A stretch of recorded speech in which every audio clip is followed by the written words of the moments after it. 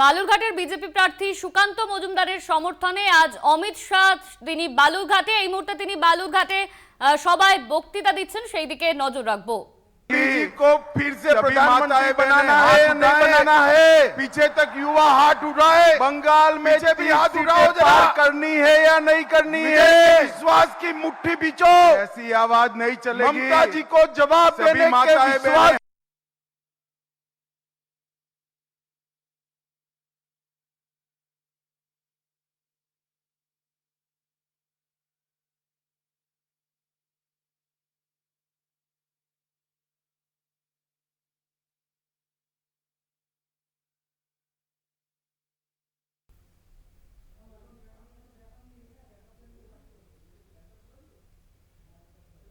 মোদির পর এবার বঙ্গে ভোট প্রচারে অমিত শাহ। আজ বালুরঘাটে শাহ, মোদির পর এবার বঙ্গে ভোট প্রচারে অমিত শাহ। সুকান্ত মজুমদারের সমর্থনে বালুরঘাটে অমিত শাহ। আজ বালুরঘাটের বুনিয়াদপুরে জনসভা সুকান্ত মজুমদারের সমর্থনে সভা করছেন অমিত শাহ। তৃণমূলের উদ্দেশ্যে ঠিক কি বার্তা সেদিকেই নজর। এজেন্সি নিয়ে লাগাতার তোপ, রাজ্যের শাসক দলের শাহের পাল্টা আক্রমণের সুর কতটা জোরালো হবে? আজ বালুরঘাটে অমিত শাহ, মোদির পর এবার বঙ্গে ভোট প্রচারে অমিত শাহ। সুকান্ত মজুমদারের সমর্থনে বালুরঘাটে অমিত শাহ।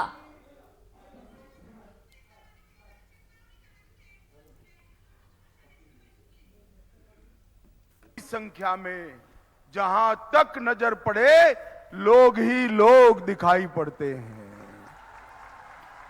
इतनी बड़ी संख्या में आए हुए प्यारे भाइयों, बहनों, माताओं और मेरे जिगर के टुकड़े जैसे युवा मित्रों, आप सभी को नमस्कार।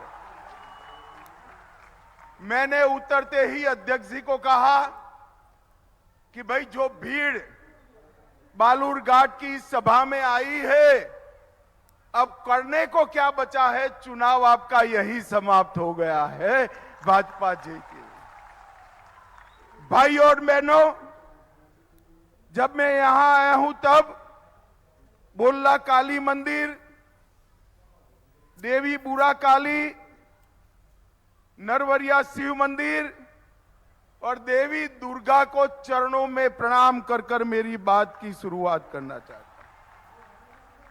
मैं जब यहां आया हूं तब शहीद चुरका मुर्मू, जिन्होंने बांग्लादेश मुक्ति युद्ध में भारत के जवानों की मदद करते हुए शहीदी करी, उनको भी प्रणाम करता हूं। और बंगाल की इस वीर भूमि पर आया हूं तब अनगिनत स्वतंत्र सेनानियों के साथ साथ सुभाष बाबू, नेताजी और हमारे भाजपा के स्थापक अध्यक्ष श्यामा प्रसाद मुखर्जी को भी प्रणाम कर कर मेरी बात की बात। ये बालूरघाट में अभी बरसी स्नान चल रहा है ना भाई? चल रहा है नहीं चल रहा है? स्नान कर कर शिव जी की पूजा करते हो ना, मगर याद रखना, स्नान कर कर शिव जी की पूजा कर कर 19 तारीख को कमल के निशान पर बड़े जुनून के साथ बटन दबाना है। दबाएंगे क्या? दबाएंगे। ये पूरे क्षेत्र के अंदर जो दारुण गरीबी फैली है, इसके लिए अगर कोई जिम्मेदारी है तो केवल और केवल कम्युनिस्ट और तृणमूल कांग्रेस है। आप मालूम कर गए, यहां का दही, तांत की साड़ी और मुखड़ा शिल्प, तीनों को अगर विश्व प्रसिद्ध करना है तो यहां बंगाल में भी भाजपा सरकार बनानी है और मोदी जी को भी लाना है। भाई और बहनों, 2014 में हम आए थे, बंगाल की जनता ने सिर्फ 2 सीटें दी थी। फिर 19 में आए, आपने 18 सीटें दी। 19 में आपने 18 दी तो मोदी जी 300 से ज्यादा सीट से प्रधानमंत्री बने। अब 2024 में 18 से बढ़ाकर 30 करनी है और 370 पार करना है। मुझे बताओ, हो जाएगा ना? पक्का हो जाएगा? भाई और बहनों, हमारे सोनार बांग्ला को ममता दीदी ने बम धमाकों से गूंजता कर दिया है। सोनार बांग्ला को कट मनी से परेशान किया है, भ्रष्टाचार से परेशान किया है। और सशक्त भारत अगर बनाना है तो सशक्त बंगला बनाना पड़ेगा, सशक्त बंगाल बनाना पड़ेगा। भाई और बहनों, बेलूर घाट के भाई बताए मुझे, जहां तक घुसपैठ चालू है, बंगाल सशक्त हो सकता है क्या? जोर से बोलो, हो सकता है क्या? घुसपैठ बंद करनी चाहिए या नहीं करनी चाहिए? जोर से बोलो, करनी चाहिए या नहीं करनी चाहिए? क्या ममता दीदी घुसपैठ बंद करेगी क्या? करेगी क्या? वो घुसपैठ बंद नहीं करेगी, क्योंकि वो घुसपैठ ही तो उनकी वोट बैंक है या नहीं है? तो घुसपैठ बंद कर सकते हैं नरेंद्र मोदी, और बंगाल में भारतीय जनता पार्टी की सरकार कर सकती है। भाई और बहनों, आसाम की समस्या घुसपैठ की ऐसे ही थी।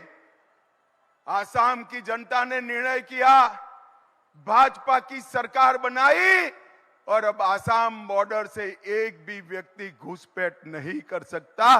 घुसपैठ को हमने बंद कर दिया है। और मैं आपको मोदी गारंटी कहने आया हूं, 30 सीटें पार करा दो, बंगाल में भाजपा सरकार बना दो, परिंदा भी पैर नहीं मारेगा, किसी को घुसपैठ हम नहीं करने देंगे। भाई और बहनों, ये बेलूर घाट वाले इतने सारे लोग हैं, मुझे बताइए, अयोध्या में राम मंदिर बनना चाहिए था या नहीं बनना चाहिए था? अरे जोर से बोलो, बनना चाहिए था या नहीं बनना चाहिए था? ये ममता दीदी, ये कांग्रेस पार्टी, ये कम्युनिस्ट, ये सभी इकट्ठा मिलकर 70 साल से राम मंदिर को अटका रहे थे, भटका रहे थे, लटका रहे थे। 17 तारीख को रामनवमी है, रामलल्ला का बर्थडे है, और मोदी जी ने 5 ही साल में केस का चुकादा भी आ गया, भूमि पूजन भी हो गया, और 22 जनवरी को भव्य राम मंदिर का निर्माण भी हो गया। 500 साल के बाद रामलल्ला अपने भव्य घर के अंदर अपना बर्थडे मनाएंगे, रामनवमी बनाएंगे। भाई और बहनों, ये पार्टियों ने तुष्टीकरण के लिए राम मंदिर को अब तक रोक कर रखा था। मैं बंगाल की भूमि पर आया हूं, मुझे बताइए, बंगाल की भूमि पर मैं आया हूं, श्यामा प्रसाद जी ने धारा 370 हटाने के लिए अपनी जान दे दी थी। भाई और बहनों, बेलूर घाट वालों, मुझे बताओ, ये जो कश्मीर है हमारा है या नहीं है? जोर से बोलो, है या नहीं है? 370 हटनी चाहिए थी या नहीं हटनी चाहिए थी? एक कांग्रेस, तृणमूल, सभी लोग विरोध करते थे। मोदी जी ने 5 अगस्त 2019 को 370 को समाप्त कर कश्मीर को हमेशा के लिए भारत का बना दिया। भाई और बहनों, ये तुष्टीकरण के कारण इन लोगों ने 370 को संभाल कर रखा था, मोदी जी ने उसको उखाड़ कर फेंक दिया। ये 10 साल के अंदर नरेंद्र मोदी जी ने गरीब कल्याण के लिए ढेर सारे काम करे। 25 करोड़ गरीबों को गरीबी रेखा के बाहर लाया, 80 करोड़ लोगों को मुफ्त चावल देने का काम नरेंद्र मोदी सरकार ने किया। 12 करोड़ शौचालय बनाए, 4 करोड़ लोगों को घर देने का काम किया, 10 करोड़ लोगों को उज्ज्वला का कनेक्शन दिया और 14 करोड़ लोगों को नल से जल देने का काम नरेंद्र मोदी ने किया। यहां बेलूर घाट वाले आए हैं, मैं उनको पूछना चाहता हूं, मोदी जी ने देश भर में एक योजना करी है कि 5 लाख तक का सभी हेल्थ का खर्चा, स्वास्थ्य का खर्चा मोदी जी उठा रहे हैं। देश भर के गरीबों को इसका फायदा मिल रहा है, बंगाल को नहीं मिल रहा है, क्योंकि ममता दीदी आयुष्मान भारत योजना को नीचे तक नहीं पहुंचा सकती।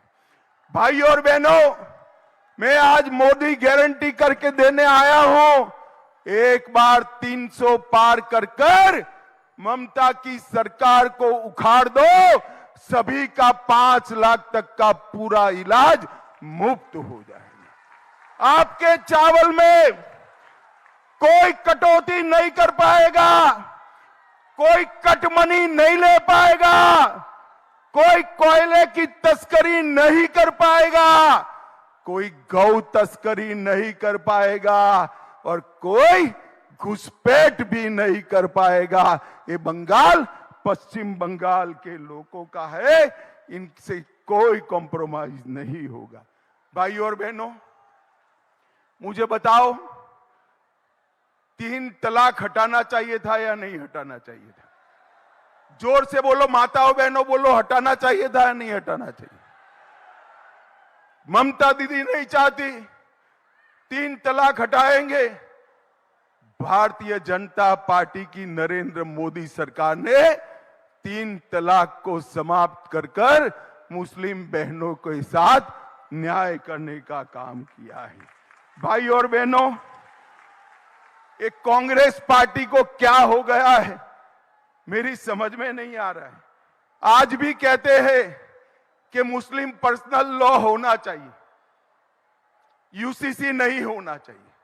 भाई और बहनों, वो तो छोड़िए, वो अपना मैनिफेस्टो निकालते हैं, ऊपर तस्वीर थाईलैंड की लगाते हैं।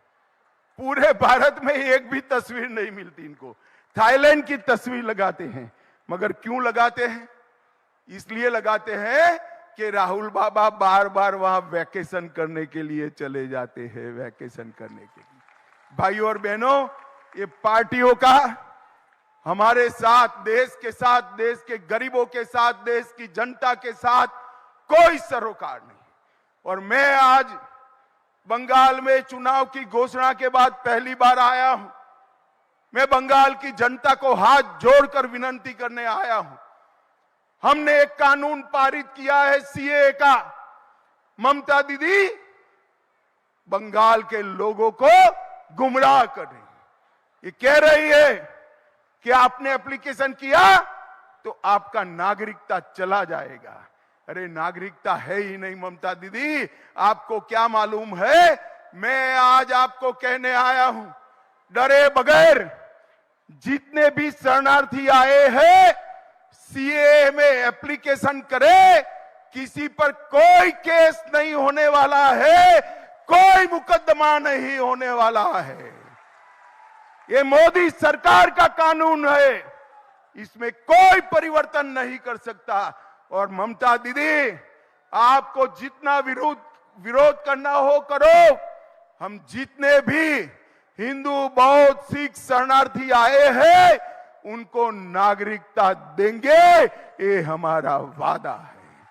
मैं ममता दीदी को पूछना चाहता हूं, जो बंगाल से हिंदू, सिख, बौद्ध शरणार्थी आए हैं उनको नागरिकता मिलती है, आपको क्या तकलीफ हो रही? एक और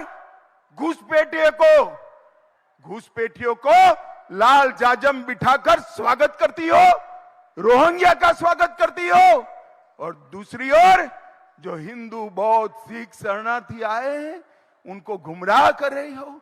दीदी, आपकी दाल नहीं गलने वाली है। मोदी जी ने रूल्स नोटिफाई कर दिए हैं, बंगाल के सारे शरणार्थी भय मुक्त होकर अप्लाई करें। आपका इस देश पर इतना ही अधिकार है जितना मेरा है, आपका अधिकार इतना ही। सभी लोगों ने जो मोदी जी का चुनाव है, मोदी जी को तीसरी बार प्रधानमंत्री बनाने का चुनाव है।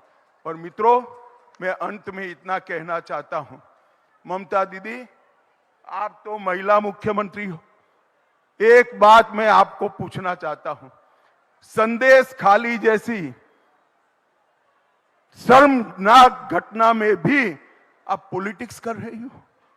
सालों तक आपके नाक के नीचे महिलाओं पर अत्याचार होता रहा, तृणमूल कांग्रेस के गुंडे अत्याचार करते रहे। जब इसको पकड़ने गए, ईडी पर पथराव किया, जब हाई कोर्ट ने कहा तब सरेंडर किया। मैं आज ममता दीदी को पूछना चाहता हूं, कुछ तुष्टीकरण कर कर वोट लेने के लिए संदेश खाली के गुनहगारों को लिए आप बचा रही हो, मगर पूरे बंगाल की माताएं बहनें ये देख रही है, जान गई है कि आप संदेश खाली के गुनहगारों के साथ। माताओं बहनों, मुझे बताओ, संदेश खाली के गुनहगारों को जो बचाते हैं, इनको कभी वोट देना चाहिए क्या? जोर से बोलो, देना चाहिए? कौन बचा रहा है संदेश खाली के गुनहगारों को? जोर से बोलो, कौन बचा रहा है? तृणमूल कांग्रेस को जिताने का मतलब है संदेश खाली की तरह अत्याचार करने की छूट देना, और मोदी जी को जिताने का मतलब है सोनार बांग्ला की रचना करना। हमारे सुकांतु मजमूदार जी और खगेन जी, खगेन आगे आओ, हमारे सुकांतु मजमूदार जी और खगेन जी दोनों यहां से प्रत्याशी है।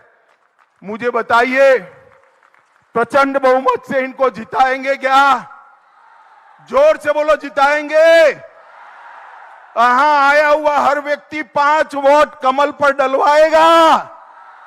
मैं माताओं बहनों को कहने आया हूं, आपका चुनाव है, संदेश खाली वालों को दंड देने का चुनाव है। आप कमल के निशान पर बटन दबाएंगे क्या? बटन तो जरूर दबाना, मगर इतने जोर से, गुस्से से दबाना कि बटन बेलूर घाट में दबे और करंट कलकत्ते में ममता दीदी को लगे। आप जिताएंगे क्या? 26 तारीख को भारी मतदान करेंगे क्या? कमल के निशान पर बटन दबाएंगे? मोदी जी को तीसरी बार प्रधानमंत्री बनाएंगे? 400 पार कराएंगे? तो मेरे साथ दोनों हाथ उठाइए, विजय के विश्वास की मुट्ठी भींचिए और प्रचंड आवाज से बोलिए, भारत माता की, भारत माता की, वंदे वंदे, जय श्री राम, जय जय श्री राम।